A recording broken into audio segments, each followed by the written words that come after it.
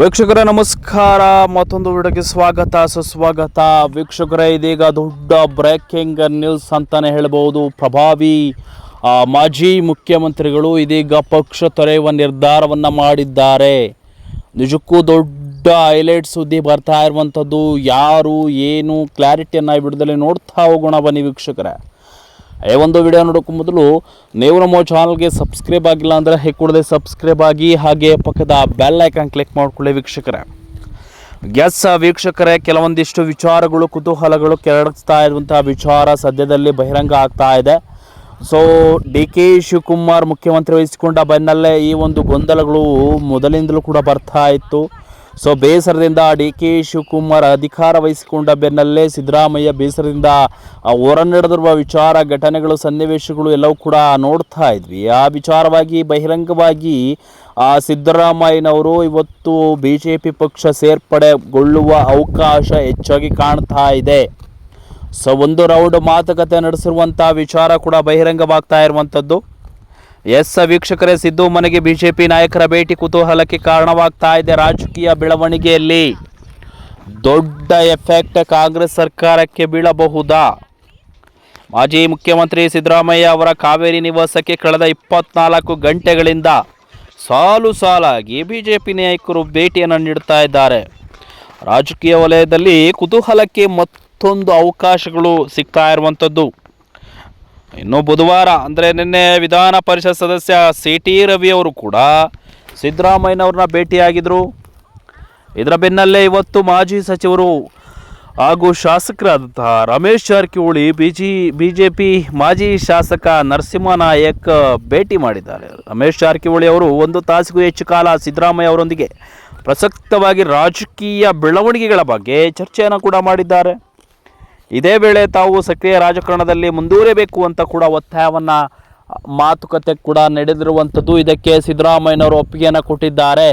ಮೇಲ್ನೋಟಕ್ಕೆ ಸಿದ್ದರಾಮಯ್ಯನವರು BJP ಪಕ್ಷವನ್ನು ಸೇರ್ಪಡೆಗೊಳ್ಳುವಂಥ ಅವಕಾಶಗಳು ಮೇಲ್ನೋಟಕ್ಕೆ ಹೆಚ್ಚಾಗಿ ಕಾಣ್ತಾ ಇರುವಂಥದ್ದು. ಏನೋ ರಮೇಶ್ ಜಾರಕಿಹೊಳಿ ಅವರು ಕಾಂಗ್ರೆಸ್ ಪಕ್ಷದಲ್ಲೇ ಇದ್ದವರು ಹಾಗೂ ಸಿದ್ದರಾಮಯ್ಯ ಅವರ ಆಪ್ತ ವಲಯದಲ್ಲಿ ಗುರುತಿಸಿಕೊಂಡಿದ್ದವರು. ಬದಲಾಗಿ ರಾಜಕೀಯ ಸನ್ನಿವೇಶದಲ್ಲಿ BJPಗೆ ಸೇರಿ ಸಚಿವರಾಗಿದ್ದರು. ಸದ್ಯ BJPಯಲ್ಲಿದ್ದರು. ಪಕ್ಷ ರಾಜ್ಯ ನಾಯಕತ್ವದ ಜೊತೆ ಸಕ್ರಿಯವಾಗಿ ಕಾಣಿಸಿಕೊಳ್ತಾ ಇಲ್ಲ.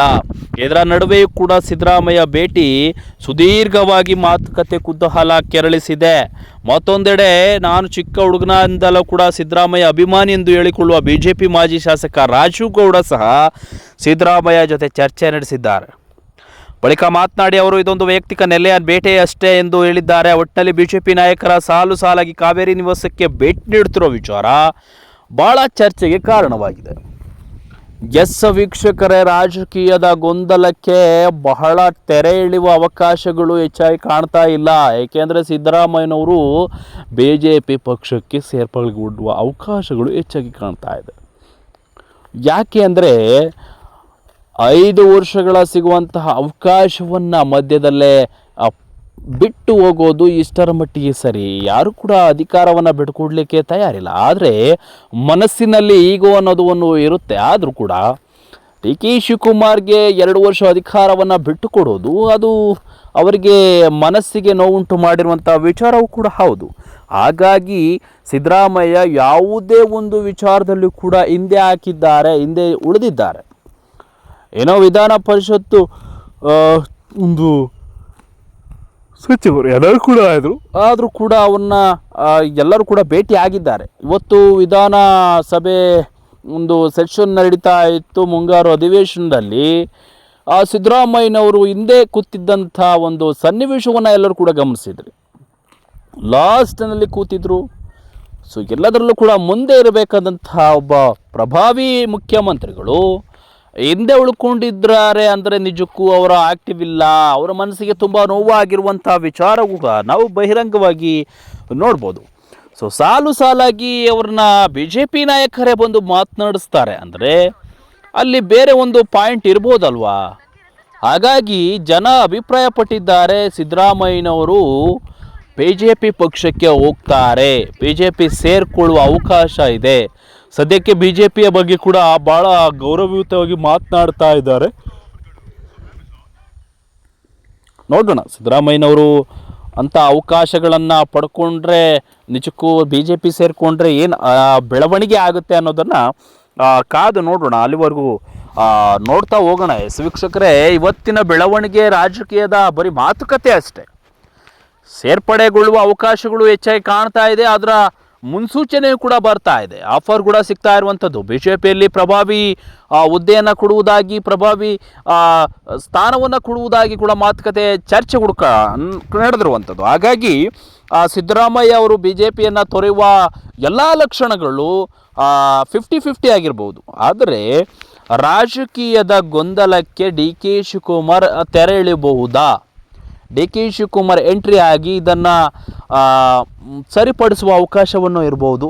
ಸದ್ಯಕ್ಕೆ ಬಿ ಜೆ ಪಿಯ ಪ್ರಭಾವಿ ನಾಯಕರೆಲ್ಲರೂ ಕೂಡ ಒಗ್ಗಟ್ಟಾಗಿ ಸಿದ್ದರಾಮಯ್ಯ ಅಂತಹ ಪ್ರಭಾವಿ ವಿಕೆಟನ್ನು ಪಡೆದುಕೊಳ್ಳಿಕ್ಕೆ, ಯಶಸ್ಸನ್ನು ಪಡೆದುಕೊಳ್ಳಿಕ್ಕೆ ಮಾಡ್ತಾ ಇರುವಂಥ ಒಂದು ಮಾತುಕತೆ ಎಲ್ಲ ಸದ್ದು ಆಗ್ತಾ ಇದೆ. ನೋಡೋಣ ವೀಕ್ಷಕರೇ, ಮುಂದಿನ ದಿನಗಳಲ್ಲಿ ಸಿದ್ದರಾಮಯ್ಯ ಅವರು ಅಧಿಕಾರ ಬಿಟ್ಟುಕೊಟ್ಟ ಬೆನ್ನಲ್ಲೇ ಇಂದು ಉಳಿದಿರುವಂಥದ್ದು ಮುಖ್ಯಮಂತ್ರಿ ಸ್ಥಾನವನ್ನು ಬಿಟ್ಟುಕೊಡೋದು ಅಷ್ಟು ಸುಲಭವಾದ ಮಾತಲ್ಲ. ಹಾಗಾಗಿ ಅವರ ಒಂದು ಸ್ವ ಇಚ್ಛೆಯಿಂದನೋ ಒತ್ತಡಕ್ಕೋ ಬಿಟ್ಟುಕೊಟ್ಟಿದ್ದಾರೆ. ಹಾಗಾಗಿ ಅವರ ಮನಸ್ಸಿನಲ್ಲಿ ತುಂಬ ನೋವಿದೆ. ಅಧಿಕಾರ ಶಾಶ್ವತ ಇಲ್ಲ, ಆದರೆ ಅಧಿಕಾರ ಬಿಟ್ಟುಕೊಡುವ ಅವಕಾಶವೂ ಕೂಡ ಇಲ್ಲ. ಅವರ ಸ್ವ ಇಚ್ಛೆ ಬಲವಂತವಾಗಿ ಏರೋದು ಒಂಥರ ಅವರ ಮನಸ್ಸಿನಲ್ಲಿ ಯಾವುದೋ ಒಂದು ಇರುತ್ತೆ, ಗಿಲ್ಟ್ ಇರುತ್ತೆ. ಹಾಗಾಗಿ ನೋಡೋಣ ವೀಕ್ಷಕರೇ, ಏನು ಸಿದ್ದರಾಮಯ್ಯ ಅವರ ನಿರ್ಧಾರ ಏನಾಗುತ್ತೆ, ಸಿದ್ದರಾಮಯ್ಯ ಅವರು ಬಿ ಜೆ ಪಿ ಸೇರಿಕೊಡ್ತಾರಾ ಅನ್ನೋದನ್ನು ಕಾದು ನೋಡೋಣ. ಸಾಲು ಬಿ ಜೆ ಪಿ ನಾಯಕರು ಭೇಟಿಯ ಹಿನ್ನೆಲೆ ಇಂತಹ ಕುತೂಹಲ ಕೆರಳಿಸಿರುವಂಥ ವಿಚಾರ. ನೋಡೋಣ ಏನಾಗುತ್ತೆ ಅನ್ನೋದನ್ನು ಮುಂದಿನ ದಿನಗಳಲ್ಲಿ ಅಪ್ಡೇಟ್ಸನ್ನು ನೋಡ್ತಾ ಹೋಗೋಣ. ಅಲ್ಲಿವರೆಗೂ ನೋಡ್ತಾ ಇರಿ ಅಂತ ಹೇಳ್ತಾ ಈ ಒಂದು ವಿಡಿಯೋನ ಮುಗಿಸ್ತಾ ಇದ್ದೀನಿ ವೀಕ್ಷಕರೇ.